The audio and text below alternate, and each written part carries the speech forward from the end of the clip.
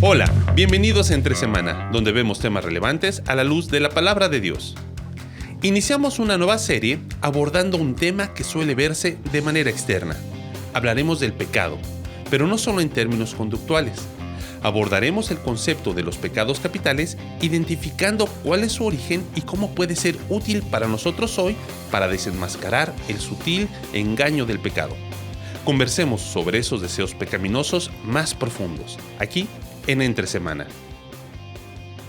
Sutil engaño es el tema que vamos a estar tratando por las siguientes 8 semanas. 8 semanas. Porque vamos a estar yendo a través de los pecados capitales, los pecados mortales, ¿qué otro término tiene? Pecado. Bueno, vamos a hablar un poco si mortales y capitales son lo mismo, capitales. no son lo mismo. A ver, ¿lo sabes de memoria? ¿Los 7?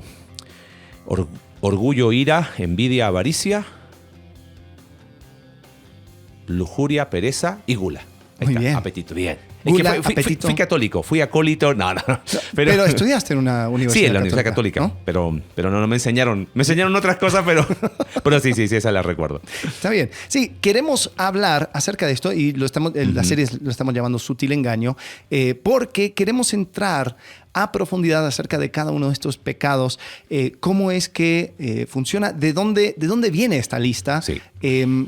Cuáles son las vertientes, etcétera. Entonces, esta es una de las series. Hemos hecho pocos de estas series donde va de acuerdo también con las series que estamos llevando los domingos en la iglesia Conexión Vertical. Entonces, si quieres un poco más de información en cuanto a eso, también en Conexión Vertical, los sermones de los domingos esto va a estar un poco atrasado. En cuanto a sale primero el sermón y después el episodio. Sí, pero nos sirve porque de esta manera podemos entrar quizás en más tecnicismos usando el podcast, porque hay cosas que quizás un domingo no vale la pena entrar en esos temas, pero creo que es interesante porque especialmente hoy vamos a hablar acerca del desarrollo de esta lista de pecados. Así que esto termina siendo un tipo de introducción, pero hablemos. Pecado. Yo he escuchado en la escuela dominical que pecado es errar al blanco. Errar al blanco. Ok, ¿eso de dónde viene? Viene de la palabra amartía. Hay muchas palabras en griego. Creo que Rairi en su teología básica hace una explicación de todas las palabras en griego. La más común es amartía o hamartía, que significa errar, se usaba para el concepto de errar al blanco, como de fallar en el propósito. Okay. ¿No? Y se quedó como, esa es la definición de pecado. Pero recuerden que trasfondo de Nuevo Testamento es Antiguo Testamento y siempre es bueno oír cuál era el concepto hebreo de pecado, ¿no? Ahora, me encanta esto que sea así, no solo en vivo, sino que nuestras notas son totalmente en blanco. Steve estuvo predicando hace algunos domingos en nuestra iglesia, dando la introducción. Steve Smith, que ha sido quien nos ha mentoreado y hemos aprendido todo este tema de cambio profundo. Y él hizo una pregunta que me llamó la atención y era, ¿por qué es necesario hablar o enseñar acerca del pecado? Y creo que la respuesta ayuda a orientar por qué esta serie. Respuestas probables. Sí, porque no sé, porque la gente ya no le llama pecado al pecado, ¿no? Y es necesario hablar de pecado y el enfoque suele ser moralista, conductista, ¿no? Que está bien. O sea, no es que está mal, pero creo que se queda a veces en la superficie. Claro. ¿No? Hay que hablar de pecado porque la iglesia actual es como la iglesia de la Odisea, que es tibia y bla, bla, bla, bla. Y es como que, ok, no está mal, pero como que no se suele ir a la razón más profunda de por qué hablar de pecado. Y hay un versículo en Hebreos capítulo 3 que lo usamos como referencia para hablar de sutil engaño.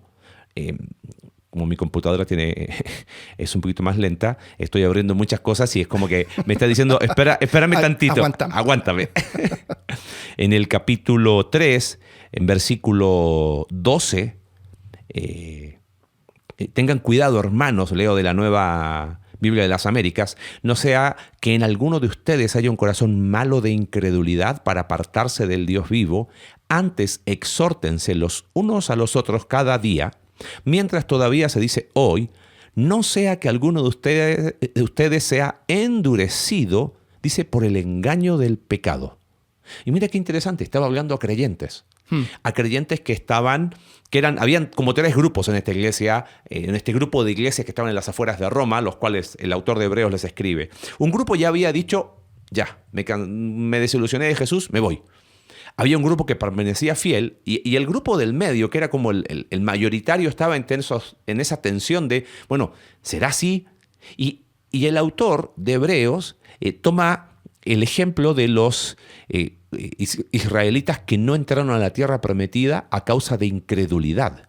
Ajá, y mira correcto, qué interesante, sí. porque dice, bueno, fue a causa de desobediencia. En el libro de Hebreos, incredulidad y desobediencia, como obediencia y fe, se ocupan como sinónimos. Y en el mismo capítulo 3 se ve. Pero qué interesante que él dice, cuidado. Traducción mexicana, aguas, ¿no? Sí. Que seas endurecido por el engaño del pecado. O sea, hay un poder, hay una capacidad que tiene el pecado y que uno dice, bueno, pero ¿qué es el pecado? ¿Cómo toma forma el pecado? Pero el punto es es capaz de engañarte. Y la mayor desgracia del engaño es esa, que estás siendo engañado y no te das cuenta, si no, no sería un engaño, Sí. ¿no? Pero hasta que se te cae la venda de los ojos o abres los ojos y te das cuenta y dices, wow, cómo me endurecí en este caso, y por ahí queremos ir. Hay una razón más profunda por la cual hablar del pecado. Creo que tiene que ver una con esa capacidad que tiene de engañarnos. Y por otro lado, algo que me gustó que dijo Steve ese día, yo se lo leía a Campbell Morgan en su comentario al libro de Oseas, que es, tú ves en el libro de Oseas a un Dios que busca y le dice al pueblo de Israel, o sea, porque yo no te puedo abandonar, se inflama toda mi compasión.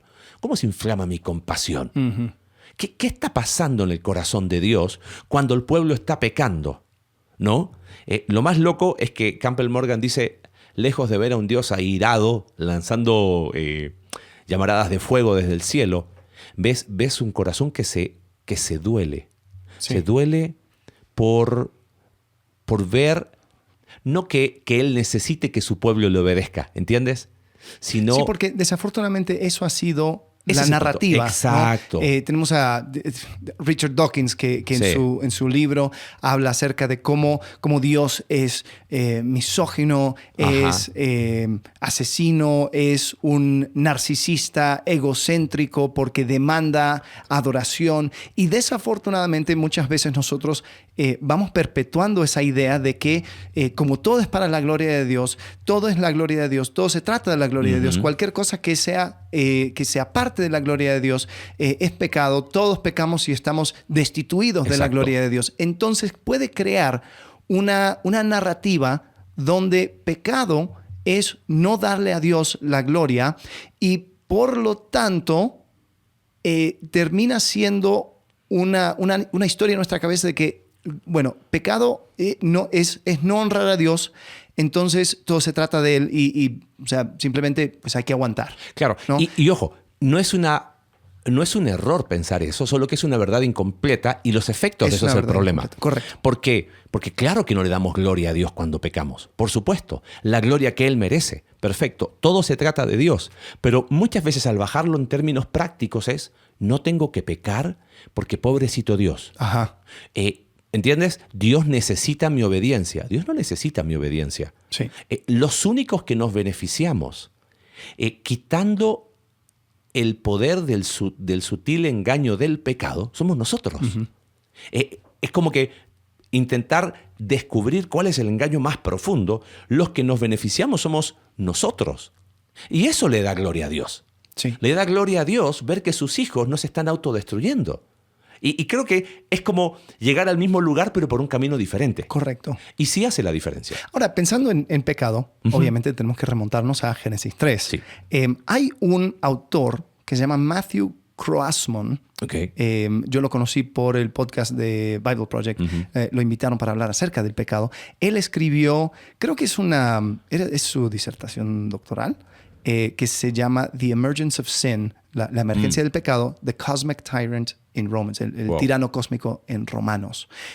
Solamente se encuentra en inglés, pero él habla acerca de el pecado desde la perspectiva de Romanos y habla de tres diferentes maneras de hablar del pecado. Habla del pecado como algo personal. Hay una manera como personificada de hablar acerca del pecado. Dice que el pecado me mató, el pecado me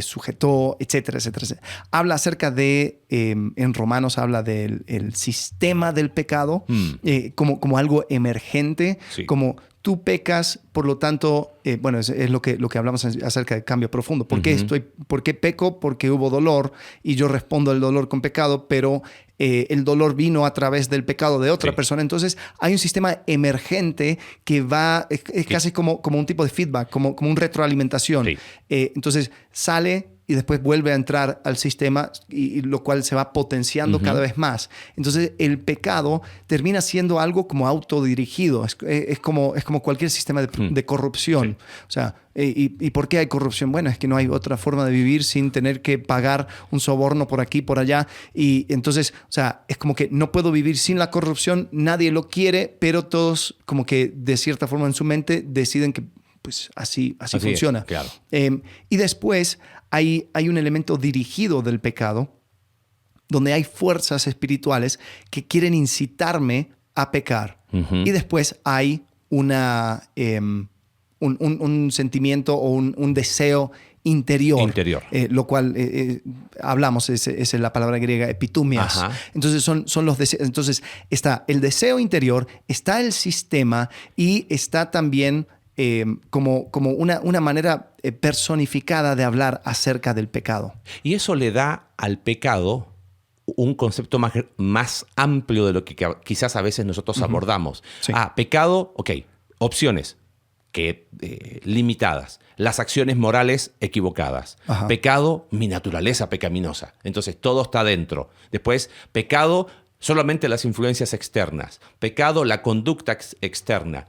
Pero cuando lo meto todo en un mismo concepto, te das cuenta que es mucho más amplio y donde se juntan las influencias externas, los deseos internos, este pecado emergente, esta tensión, y lo vamos a ver en algunos pasajes que vamos a analizar ahora. Ahora, sí, tíralo. Simplemente cuando estuvimos haciendo un estudio acerca de esto, yo me quedé inconforme con la definición de naturaleza pecaminosa. Sí.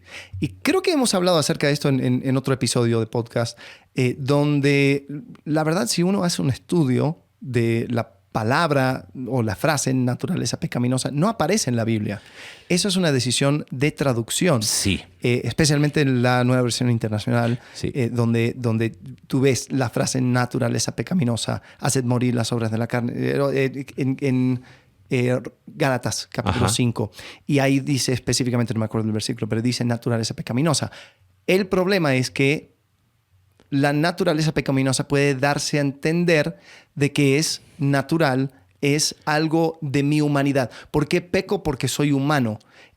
Cuando en realidad, si nosotros nos remontamos a Génesis, capítulo 1, capítulo 2, nuestra esencia humana es estar en una relación de dependencia con Dios, reflejando el carácter de Dios al mundo y de vuelta a Él a través de nuestra alabanza. Entonces, esa es la máxima expresión de nuestra humanidad. El pecado es la corrupción de nuestra humanidad. Sí. Es decir, no hay nada natural acerca de nuestra naturaleza pecaminosa, entre comillas. Sí, te entiendo.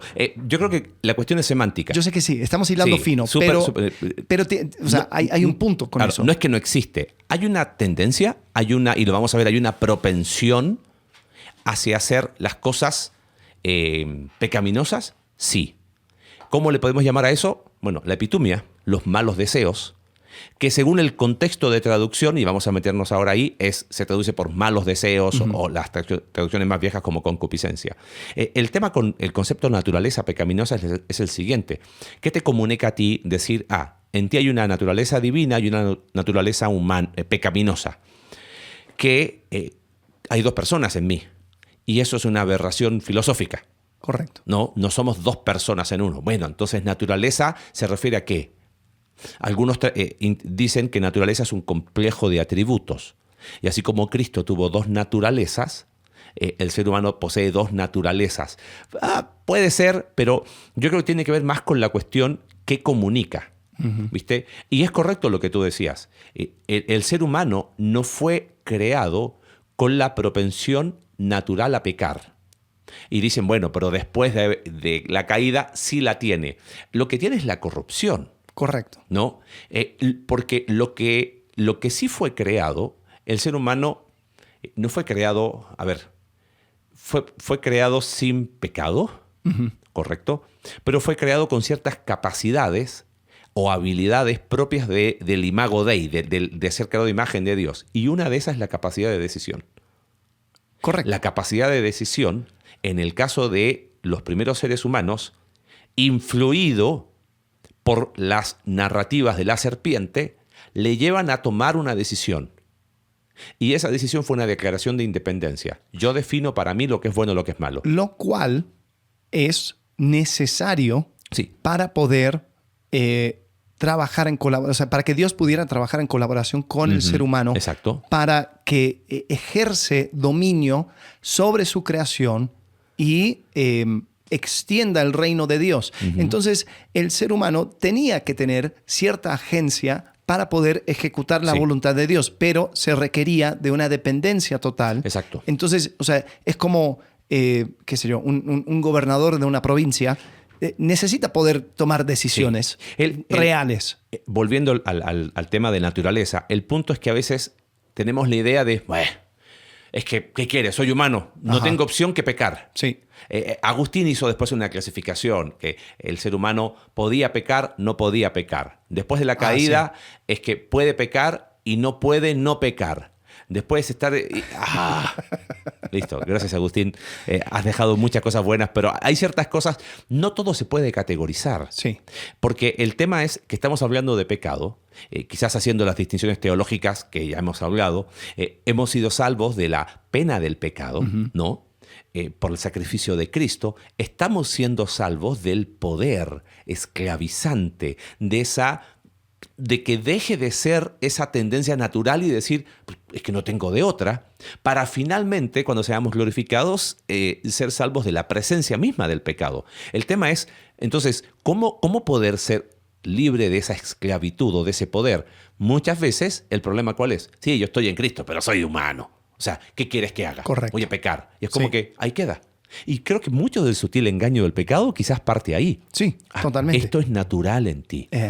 Ahora, yo tengo mi propia definición de la naturaleza pecaminosa. Téngala. Cuando escriba mi libro Me parece muy bien. de teología y la gente Teología dice, asistemática. ¿Tú eres jorqueriano o tarasiucano? Exacto. Entonces ahí es donde van a decir, no, yo soy tarasiucano por la definición de naturaleza pecaminosa que sacó Tarasiuk. Y esta es lo que tengo.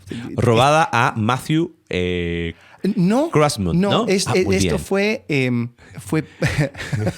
nació de mi cabeza cual Atenas de la frente de Zeus. Aquí está. La naturaleza pecaminosa es la inclinación que cada ser humano tiene de distorsionar su mandato a reinar bajo la autoridad de Dios para reinar de manera soberana, independiente de Dios. Esta inclinación afecta a cada ser humano, ya que reinar es un aspecto de la imagen de Dios en nosotros. Entonces, lo estoy tomando, agarré varias fuentes. Soy tarasiuquiano, definitivamente. ¿Okay? C.S. Lewis habla acerca del pecado, dice que es un parásito de lo bueno. El pecado no tiene nada original en sí mismo, solamente corrompe aquello que es bueno. Es interesante, si los que escucharon la introducción a esta serie de los domingos por Steve Smith, él habla acerca de los 7 pecados capitales como una distorsión de un buen deseo. Sí. Y estoy totalmente de acuerdo con eso. Yo creo que son buenos deseos que se fueron corrompiendo. Entonces, el buen deseo de reinar para extender el reino de Dios se corrompe a el mal deseo de reinar de manera independiente. Sí, totalmente. Pero en su esencia, es un reflejo de la imagen de Dios, Sí. de reinar y ejercer dominio. Sí, y creo que por ahí va. El hecho de que tú decías recién, ¿es algo esperado en el ser humano? Sí. ¿Es parte del kit original con el que fue diseñado? No. No. Pero como estamos en Adán, posterior a Adán, ya venimos con esa... ¿Viste cuando los autos son llamados a revisión? Toyota llama a revisión de modelo tanto porque descubrieron que entre el 2010 y el 2000, no sé, X, un problema de frenos. Ajá. Pero terminaron todos con esa... No sé si esa analogía ayuda originalmente en el diseño. Dios no creó al ser humano con la capacidad de pecar. Lo creó con la capacidad de tomar decisiones. Ajá. ¿No? Y hay una cuestión también filosófica. Bueno, pero si Dios lo permitió, entonces Dios es el autor. No, pero es el autor indirecto y no importa. Total, él es soberano y él puede hacer lo que él quiera. Y creo que no, porque no. Es parte de... A mí me gusta cómo lo explican los de Bible Tú eres Project en Job. súper lapsarista. No, ninguna de supra, ni infra, ni sub. Soy tres. También, otra vez, quieren colocar categorías en un Dios atemporal. ¿No? ¿Qué fue primero? ¿El decreto de la caída y después el decreto de la redención? No, primero el de la redención. Pero qué estupidez más grande hablar de secuencia temporal en un Dios eterno. O sea, es una tontería, es un absurdo filosófico. ¿No? Ni siquiera la lógica filosófica la sostiene. Porque sí, pero si vamos seamos prácticos.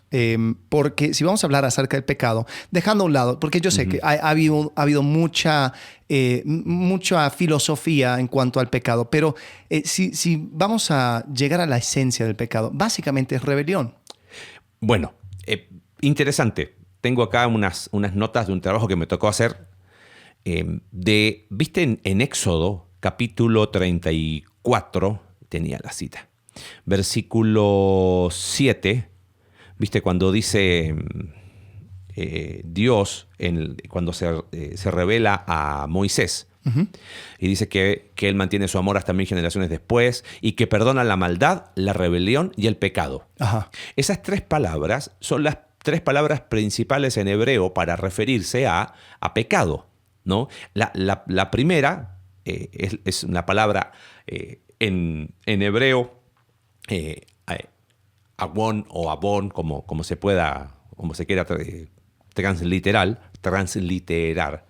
Y el concepto es la disposición o carácter perverso detrás del acto mismo de pecar.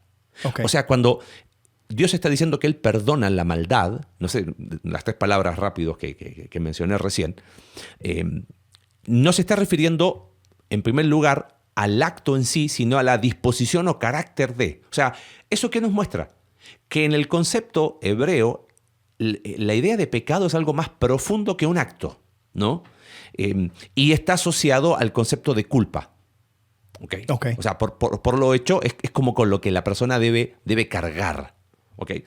Culpa en un sentido forense. Ajá. O sea, como que tú eres culpable. Tú eres responsable de esa disposición que tuviste perversa. Ajá. Okay. La segunda palabra, que es en Éxodo 34, rebelión, que Dios perdona, transgresión, rebelión, la palabra en hebreo es peshá, y tiene que ver con una actitud y disposición interna contra la autoridad. O sea, claro, para nosotros rebelión comunica una idea, pero la idea en hebreo es ¿qué está detrás? Hay un rechazo a la autoridad.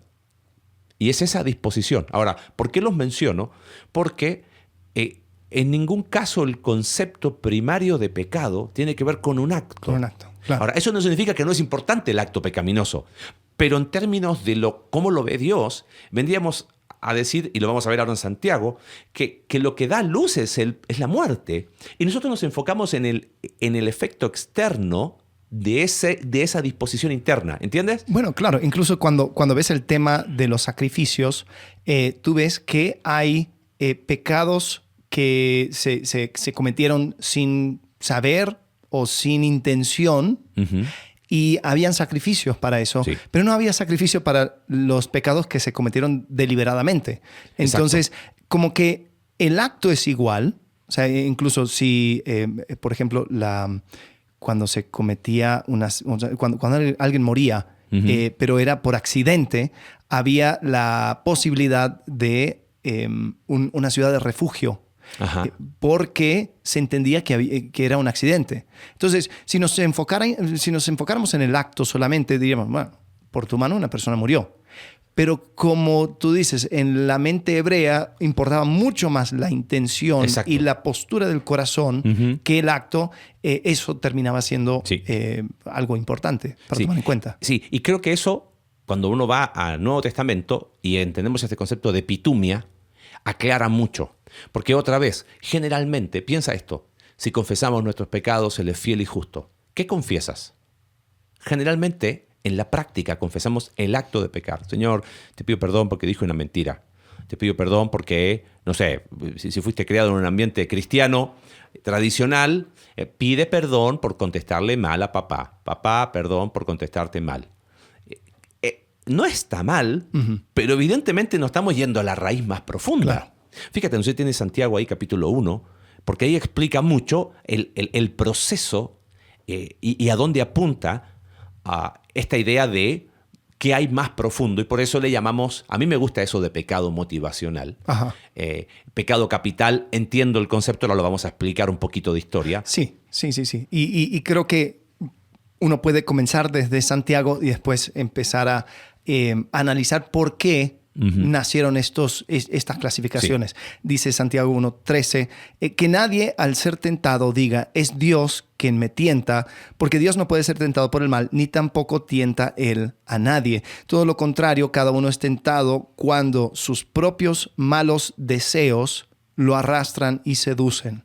Luego, cuando el deseo ha concebido, engendra el pecado, y el pecado, una vez que ha sido consumado, da a luz la muerte. Entonces tenemos deseo, pecado y muerte. Claro. Y en ese orden, primero nace del deseo. Es interesante, el deseo en griego es algo neutro. Sí, es epitumia. No es malo ni bueno. Exacto, esa palabra tiene, como otras más, el contexto define. Sí. ¿No? Aparece en 1 Timoteo 3:1, cuando dice, si alguno anhela obispado, si alguno desea obispado, desea una buena obra.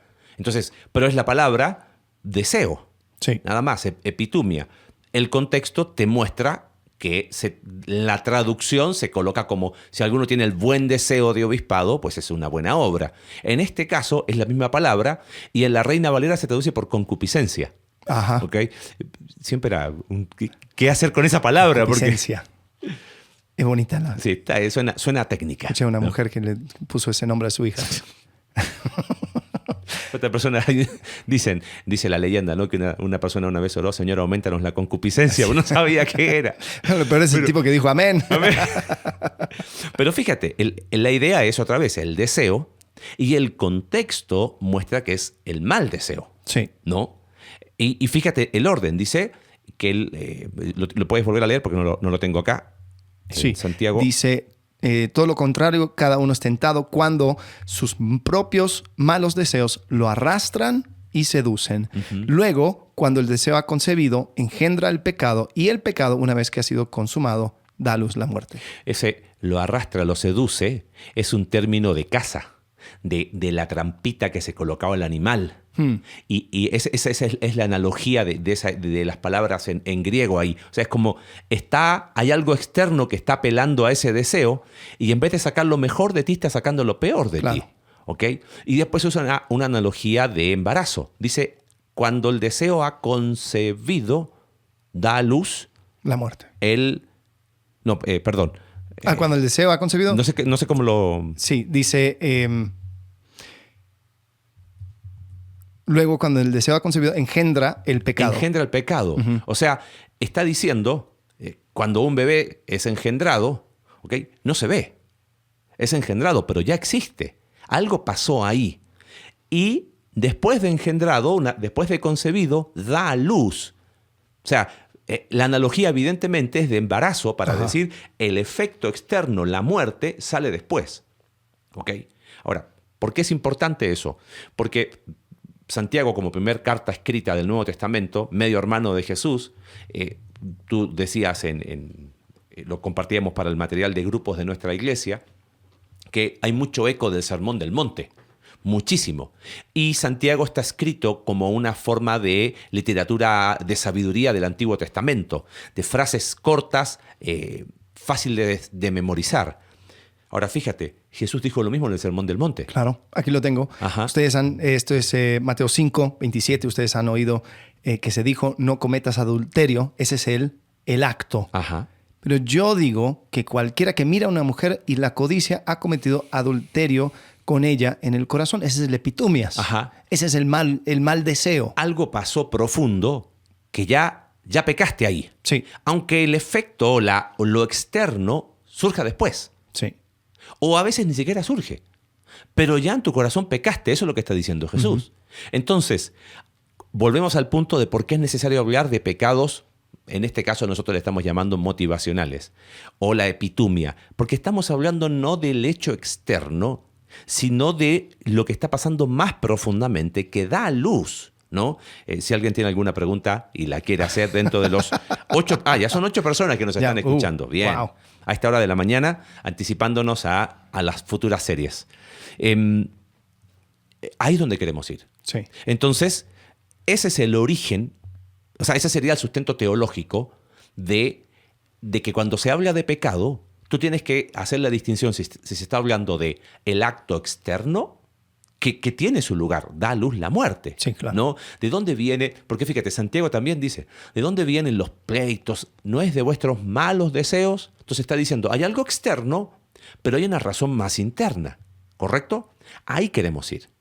Okay. Y los teólogos de los primeros siglos estuvieron explorando eso, tratando de ver, a ver, cuál es la fuente Sí. de estos, de todos los pecados y trataron de crear ciertas categorías generales diciendo que estas cosas cuando se van juntando, cuando se van mezclando, van generando todo tipo de pecados. Son como los colores primarios del pecado, ¿no? Sí. Y han habido diferentes intentos de hacerlo. Comienza en el siglo IV, donde hay ciertas 8 pensamientos o sugestiones. Evagrio del Ponto. Okay. Era uno de los padres del desierto. Ajá. Teólogos orientales, monásticos. Sí. Okay, año 350, casi es el año 400. ¿Qué fue la primera reacción monástica? O sea, acuérdate, Constantino tolera la iglesia, después la iglesia se vuelve oficial y la primera reacción monástica es, esto no está bien. Hay que buscar la vida fuera de esto porque esto se volvió corrupto. Ellos fueron los que empezaron a reflexionar sobre categorías de pecado. Hay una idea también no solo de ellos como vida monástica, sino hay una mezcla de filosofía griega en el sentido de que para los griegos el mayor anhelo era la virtud y el defecto era el vicio. Entonces ellos decían, a cada virtud se le contrapone un vicio. Entonces son algunos también que le llamaban vicios capitales o vicios capitales por la idea de cómo ver esto a cada vicio, o sea, cada virtud se le contrapone un vicio. Sí, es lo histórico, ojo. Sí, correcto. Y bueno, más o menos se parece mucho a lo que nosotros hoy tenemos. Estaba gula, impureza, que era lujuria, avaricia, tristeza, ira, asedia, vanagloria y después, por último, orgullo. Sí, asedia era la pereza espiritual. Pereza espiritual lo llamaban el demonio del mediodía. Ajá. Es el mal del puerco, sí. se podría decir. Pero han ido quitando algunos, poniendo otros. Yo creo que en cuanto a la lista, el gran debate era si orgullo era un pecado independiente o si era la raíz de todos los pecados. Sí. Y creo que es interesante, creo que hay un poco de orgullo en cada uno de estos pecados, porque finalmente si el pecado es rebelión, la rebelión nace del orgullo y después el tipo de rebelión que escojo, pues eso es lo que le da el color. Entonces, si ves a través de los tiempos, hay diferentes listas que se fueron creando. Algunos lo quitan, algunos lo ponen. Algunos ponen vanagloria y orgullo, otros...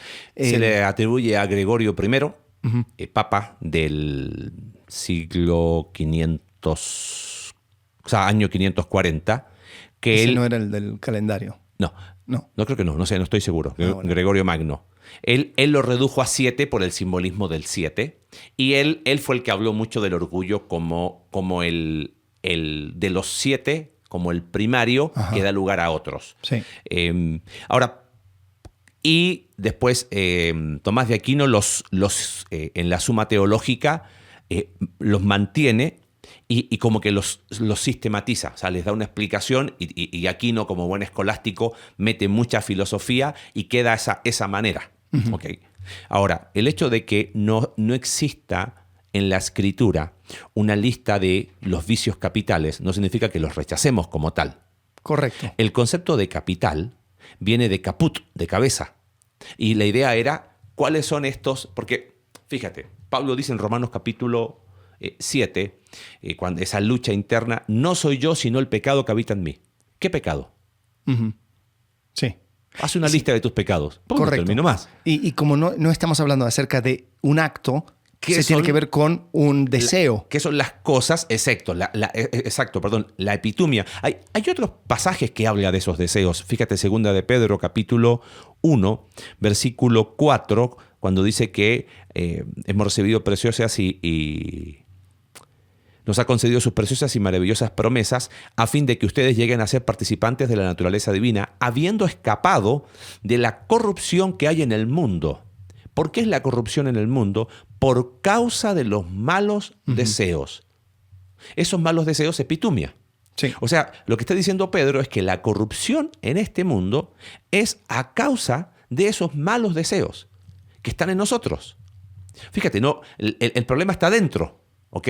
Ahora, como decimos en buen criollo, se junta el hambre con las ganas de comer. Hay una ¿cómo le llamaste tú en tu definición de naturaleza pecaminosa? Hay una propensidad alimentada por factores externos. Otro pasaje de epitumia, porque sí creo que es importante de explicar por qué razón estos padres de la iglesia hicieron esta reflexión. Sí. ¿Cuáles son esos malos deseos? Y le llamaron vicios a esos malos deseos para contraponerlos con virtud. Y de ahí surge este concepto de vicios capitales, claro, de cabeza, los que, de ahí, como los colores primarios. Sí. O sea, con estos colores haces todos los demás. Ahora, hay un tema, o sea, nosotros no, o sea, creo que donde se fue desviando es con el término de pecados mortales. Sí, ¿no? quería ir allá. Ajá. Dale, tíralo. Bueno, o sea, pero sí hay un versículo que habla acerca de pecados mortales, primero de Juan capítulo 5, ¿no? Que dice, sabemos que el que ha nacido de Dios no practica el pecado.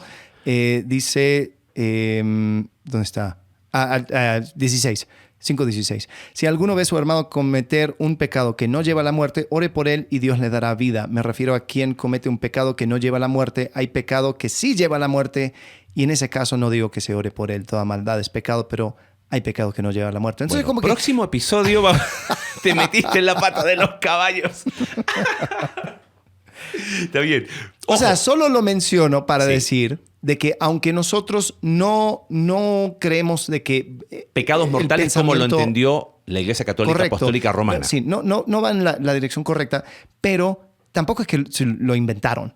No. O sea, no es que salió de la nada. Bueno, inclusive algunos dicen, ¿había alguna lista? ¿Viste Proverbios capítulo 6? Ajá. 6 cosas aborrece Jehová, Ajá, aún sí. 7 abomina su alma, la lengua mentirosa, los ojos altivos. O sea, no era extraño hacer listas de... Manifiestas son las obras de la carne, Gálatas capítulo 5, Sí. Colosenses capítulo 3, haced pues morir lo terrenal en vosotros. Y hace una lista. Fíjate, ¿están de forma exhaustiva todos los pecados ahí? No. Si yo lo quiero tomar hiperliteral, digo, ay, mira, aquí hay un pecado que no incluye, así que lo puedo hacer.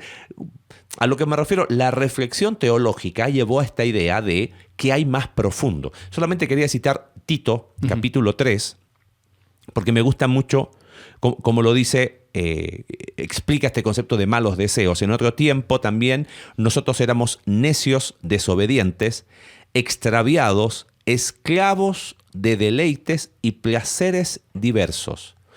Otra traducción dice, éramos esclavos de todo género de pasiones y placeres. Pasiones y placeres, interesante.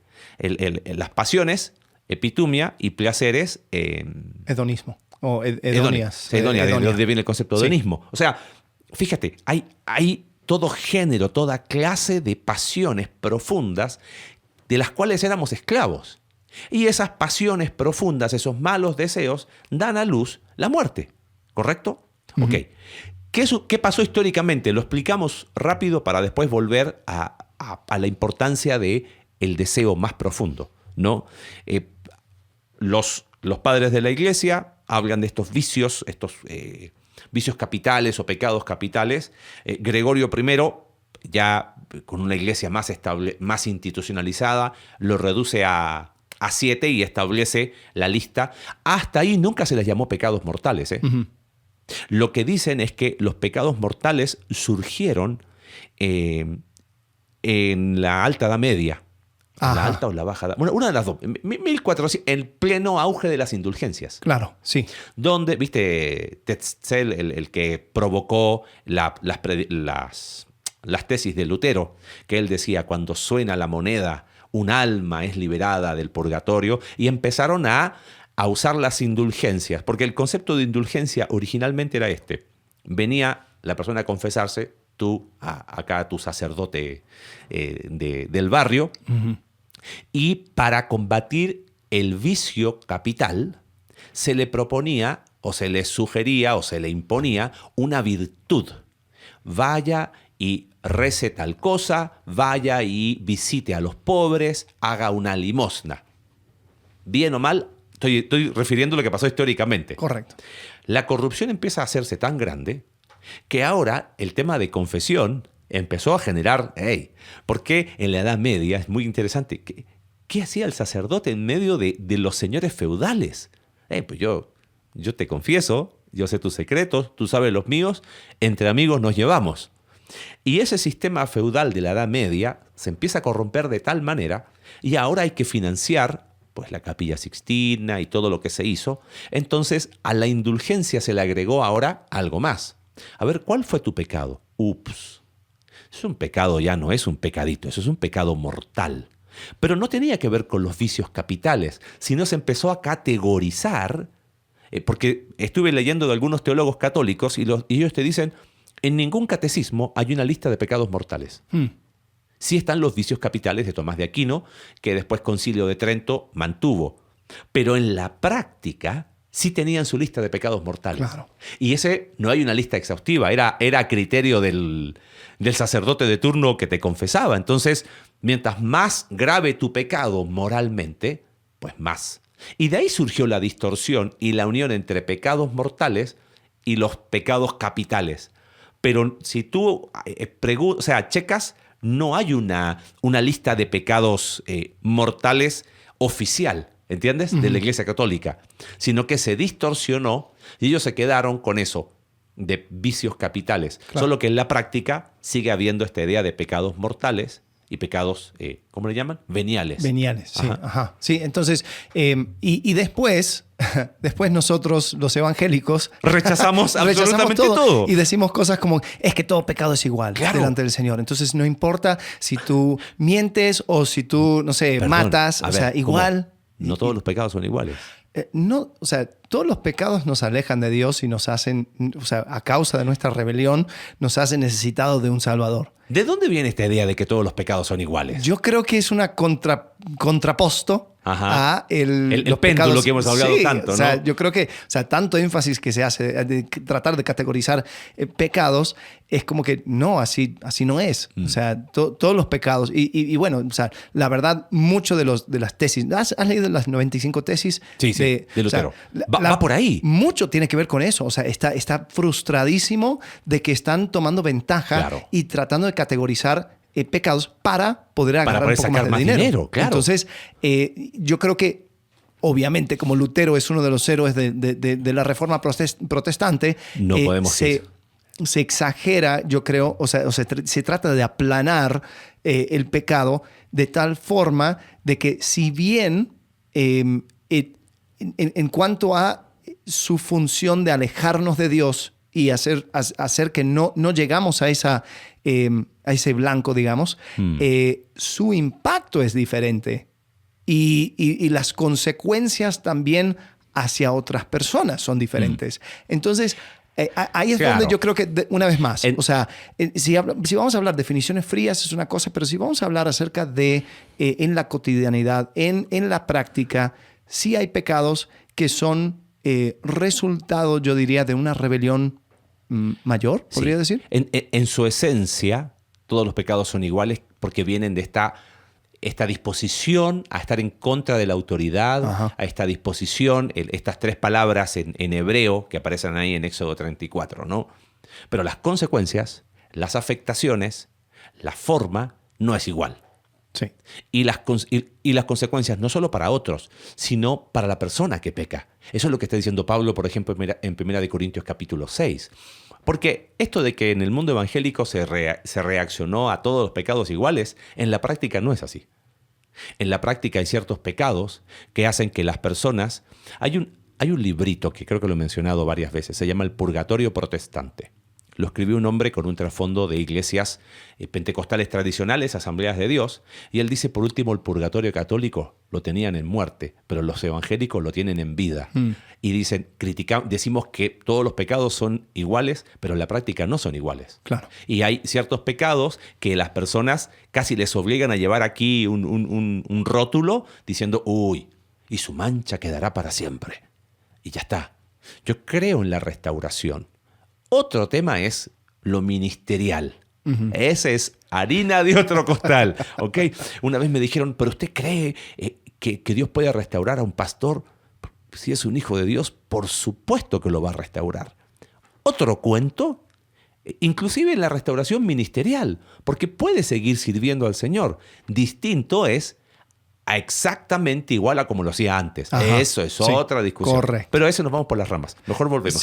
Ya nos metemos. Regresemos. Sí, regresamos. Pero o sea, lo que quiero decir es, aún en la práctica, vamos a suponer que alguien nos dice, bueno, no nos dice nada a nadie porque hay tres viéndonos, pero alguien nos dice, oye, ustedes están mal porque están enseñando que hay tipos de pecados. Ok, por eso explicamos, en la Escritura no está explícito. Lo que está hablando la Escritura sí, que hay algo más profundo que el pecado en el sentido de un acto, el deseo. Santiago capítulo 1, segunda de Pedro capítulo 1, Tito capítulo 3, las tres palabras de Éxodo 34 que el sermón del monte. El sermón del monte. O sea, toda la Escritura, claramente hablamos de esas pasiones, esos deseos. Ahora, los padres de la iglesia, buscando categorizar, hicieron una lista. Que la lista se deformó, se mal usó. Bien. Pero sigue siendo una buena herramienta. Una buena herramienta. ¿Inspirado por el Espíritu Santo? No. Pero una buena herramienta para un marco conceptual de, a ver, ¿qué son las cosas con las que estoy luchando profundamente? Aún quien quiera rechazar eso, en la práctica, te aseguro que igual hace categorías de pecado. Porque te decía recién, hay pecados que, ahí va el hermano que por años el divorcio era casi, persona divorciada en la iglesia era casi tratada como una persona de segunda o tercera categoría. No, pero todos los pecados son iguales. No, a ver, en la práctica no es así. Y por más que quieras rechazar una lista que es una categoría como una herramienta, te aseguro que en la práctica todo creyente hace su propia categoría. Sí, claro. Bueno, entonces, lo que vamos a estar haciendo en las siguientes semanas es que vamos a hablar acerca de esa lista. Vamos a ir a través de esa lista y vamos a ver de qué manera causa sus estragos esos pecados, ese pecado particular, ese pecado capital, cómo se mezcla con otros pecados para ir generando esas acciones y de qué manera también yo creo que hay algo importante porque a veces nosotros lo ignoramos, minimizamos ciertos pecados, ciertas cosas y no nos damos cuenta cómo es que va dando a luz la muerte, como dice Santiago. Llegamos a pensar de que no, pero esto es una cosa menor, esto, bueno, o sea, es parte de quién soy y después, o sea, minimizamos incluso los efectos adictivos del pecado en ese sentido. Entonces, yo creo que vale la pena estudiarlo, vale la pena meternos, porque también cuando hablamos acerca de Satanás, dice que el diablo anda como el león rugiente, dice Pedro, dice buscando a quien derribar, y dice que no ignoramos sus maquinaciones, ¿no? Es una cosa donde nosotros también tenemos que entender cómo funciona el pecado. Sí. Entonces, de esa manera, ahí vamos a seguir profundizando. Sí, volviendo al pasaje de Hebreos, ¿no? Para que ninguno de nosotros se endurezca por el engaño del pecado. Uh-huh. Y ahí donde nos tomamos del sutil engaño, porque es tan sutil que está ese concepto que lo hemos hablado, ¿no? No nos damos cuenta, no queremos darnos cuenta o no podemos darnos cuenta. Yo creo que todo parte por no querer. Es lo volitivo. Yo no quiero mirar ahí. No quiero irle a lo profundo. Mejor confieso mi pecado conductual. Dios, te pido perdón por haber mentido. Te pido perdón por haber contestado mal. Te pido perdón por haber visto a una mujer. Te pido perdón por haber robado tiempo en mi trabajo. Te pido que vuelvo a repetir, no está mal. Pero no queremos ver más profundo, porque ver más profundo, eso puede llegar a ser peligroso. Claro. O no me gusta, o eso es remover cosas tan profundas que he normalizado. Entonces la vida cristiana se convierte en un confieso, me aparto, mantengo abstinencia de pecado, vuelvo a confesar, hay un detonante, hay una lucha, confieso, me siento mal, entonces doy mis votos de culpabilidad. Nunca más, Señor. Y otra vez estamos ahí, y no salimos. Y de repente llegamos a estar tan engañados que no podemos verlo, porque estamos cegados. Y creo que el corazón de esta serie es literal abrir nuestro propio corazón a esos deseos que combaten entre nosotros. Santiago lo dice, es una lucha, pero no es una lucha en tus fuerzas. Es la libertad del Espíritu Santo que trae luz, y cuando trae luz, siempre decimos, las cucarachas huyen. Uh-huh. Y ese es un poco el corazón de una herramienta práctica para que puedas entender que en Cristo tenemos la posibilidad de romper con esa esclavitud. La presencia del pecado, lamentablemente, todavía no se va. Pero ese poder esclavizante, creo que el primer paso es quizás empezar a colocar tipo con una linterna, uh-huh, a ver qué hay más profundo, ¿no? Así que bueno, nos vemos próxima semana. Gracias por los 4 que nos vieron. Si Andrés Zuc sigues con nosotros, seguirá siendo el favorito de la iglesia. Sí, y la próxima semana vamos a comenzar hablando acerca del orgullo. Sí. Muy bien. Hasta entonces. Gracias. Hasta luego. Gracias por acompañarnos en un capítulo más de Entre Semana.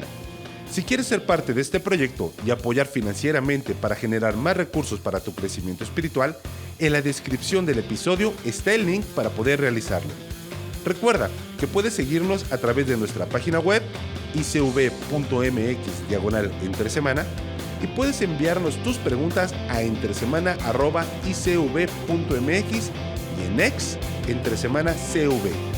Ayúdanos a difundir este contenido dejándonos tu valoración en tu aplicación de podcast favorita.